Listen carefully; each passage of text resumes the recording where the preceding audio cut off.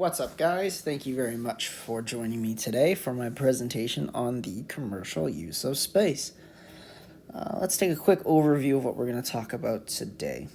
So, we're going to be defining the commercial use of space. What do I mean by commercial? What do I mean by space? Are we leasing an office or renting a rocket ship? What does it look like today? We're going to touch a little bit about, what it looked like in the 60s. And of course, we're going to talk about how it affects us and how it might affect our future. So to get right into it, let's take a look at the definition of the commercial use of space. So it's defined as the use of equipment in Earth's orbit in outer space for commercial use. So commercial use, right? That means in order to obtain profit, usually for a company or an individual. So anything that would provide, service products for individuals in order to create profit. So, what's the point? Why are we putting things in space, Sean? Well, we get new products, new services, new business models, and, the restructuring of relationships of companies and countries alike. In order to put something in space, we really should be considering everyone in the world. It should be a group contribution. We can't have the skies full of only Canadian satellites or only satellites from Elon Musk or Jeff Bezos. It should be, a collaboration. So what's up there orbiting our planet right now? There's actually 22,000 artificial objects orbiting our planet. Specifically over 9,200 tons. Now, if you are not a man of many units, it's 9.2 million kilograms. And out of those 9.2 million kilograms, we've got about 6,000 satellites circling the Earth. Unfortunately, only about 40% of them are currently operational. Now, what do these objects do that we've got in the sky? What's the point of them, right? Well, first of all, they contribute to anything that starts with satellite phones, satellite imagery, satellite telecommunications. If you've got satellite TV in your house, you have the objects in space to thank for that signal, right? People want to do some resource mining as well, right? Now, these sound great, all these positives. Now, for us to really take a look at this, we also need to look at the negatives. So the negatives of this is space debris, right? 9.2 million tons for 60% garbage? That sounds like a lot. Light pollution. Everything's a little bit reflective, but satellites in particular are super shiny. If there are such things as space crows, we would definitely have an issue with space crows. And radio signal interference. On the fundamental level of astronomers trying to do some radio imagery and, any satellite communication that interferes with other satellites. Now, let's talk about our space debris. So we'll take a look at this picture first. Right? We see that right here, 1 dot is equal to 10 satellites. So currently in space, there are about 2,700 operational satellites and around 3,200 non-operational satellites. If we want to break it down a little bit farther into what those satellites specifically are doing, we can take a look at picture number 2. So we see here that this ring, right, this is for the junk satellites. And if we take a look at this small diagram up top, we can see that those white satellites show the number of operational satellites as a percentage. So obviously junk satellites are all non-functional, right? You can see right here it says the number, I apologize. There we go. The number of defunct satellites far outnumber the number of operational satellites. Now, we've got our commercial satellites. These account for a large portion of the satellites in the sky, and we can see that about 54% of our commercial satellites are currently operational. Now, that should be fairly obvious. You know, the purpose of putting up a commercial satellite is to use it to provide services and products to those on on Earth. So, companies typically want to make sure that those satellites are operational, otherwise their business may go under. Now, let's talk about light pollution.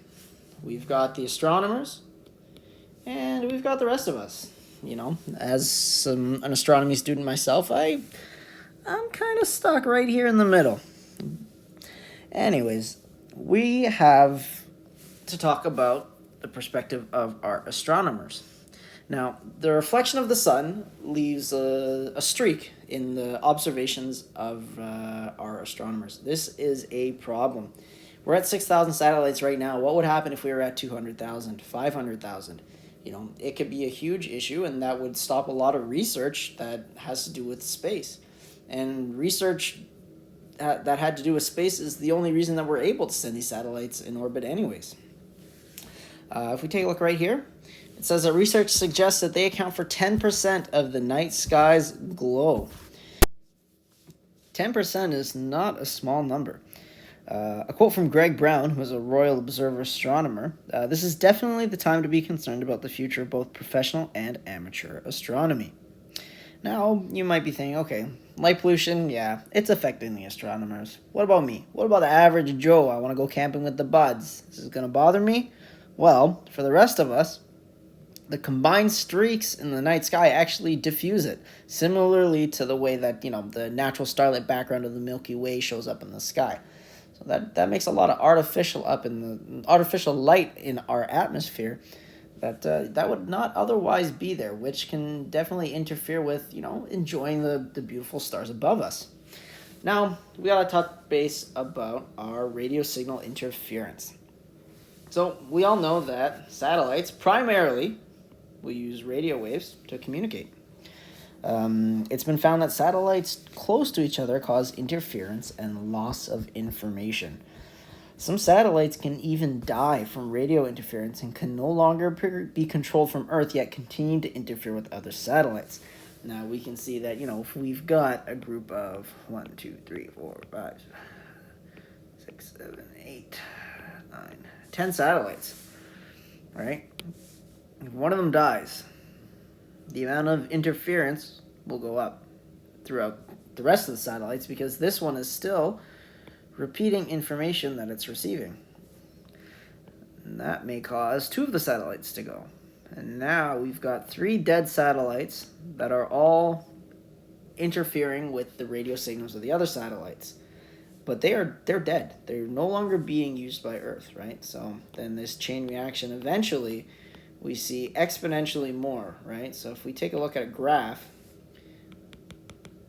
time and the number of dead satellites, it's just going to go like that, right? And we don't want a bunch of space debris up in the sky that's caused by this radio interference. So what would the future look like? Heavier regulations? I think that would be great. Minimize the addition of satellites? Well, that's on the right track. Strategize a reduction in our space debris.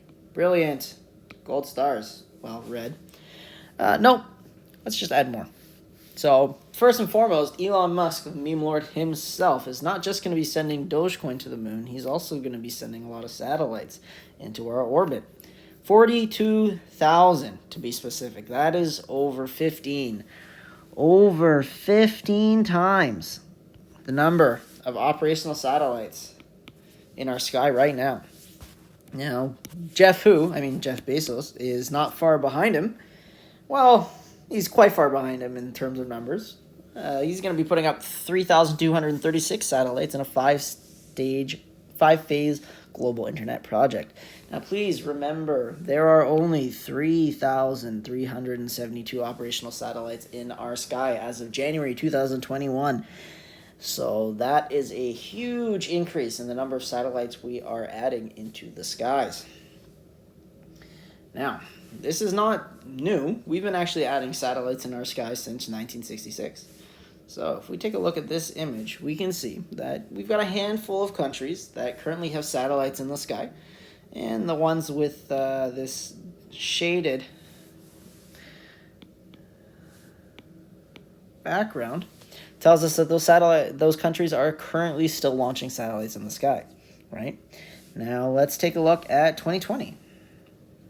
You can see almost every single almost every single country in the world is currently using satellites in the night sky, right? Now, that's a lot of satellites, that's a lot of countries. How do we keep track of what goes where? Well, we can thank our lovely friends at the Union of Concerned Scientists. On their website, they've got an excellent database with the collection of information based on every single satellite that's been put up in our sky since the very first satellite back in the early 60s. This is just a quick snippet of their Excel document to show you how massive and how much data these concerned scientists have compiled into it, and it is a readily available Excel file online that you can download at the website, which I'll be linking down below for you guys to review. If you're interested in satellites and you want to take a look at what some of them are doing, it's a great resource just to, read over, take a look at all the sort of information that you can possibly collect based on these objects that are flying around our beautiful planet. Now, to finish it off and to put a nail in the coffin for, these problems are not going to go away anytime soon, I want to give you guys a quote from Phil Metzger, a planetary scientist at the University of Central Florida and a former NASA physicist. I don't think we're going to be able to create political will to stop the satellites because there's so much commercial potential and politicians tend to respond to economics. That's very true. There's so much potential to make money. And we all know that the true driving force of the powers of the world is money. So what do we do now? We know these satellites are going up. We know they're not going to stop. What do we want to do? We need to invest more in research and design. Our satellites need to be smaller, less reflective, simpler, and potentially even buildable with available materials. Now, the reason that I mentioned this one is specifically because of a product called CubeSat. It is an excellent designed product that is actually 3 pounds, right? It is a 10 centimeter by 10 centimeter. Oh, that is a very poorly proportioned cube. Let's see if I can get a better square here. Nice. It is a 10 centimeter by 10 centimeter cube, and it is buildable at home. Right? So the typical satellite usually weighs about as much as a grand piano. So 3 pounds compared to that is very insignificant. And if we find solutions to make this also less reflective, then, we're making a huge dent in the space debris and light pollution problem. And, we'll leave it to the scientists to figure out how to create less radio interference, and maybe some electrical engineers from the British Columbia Institute of Technology can help out.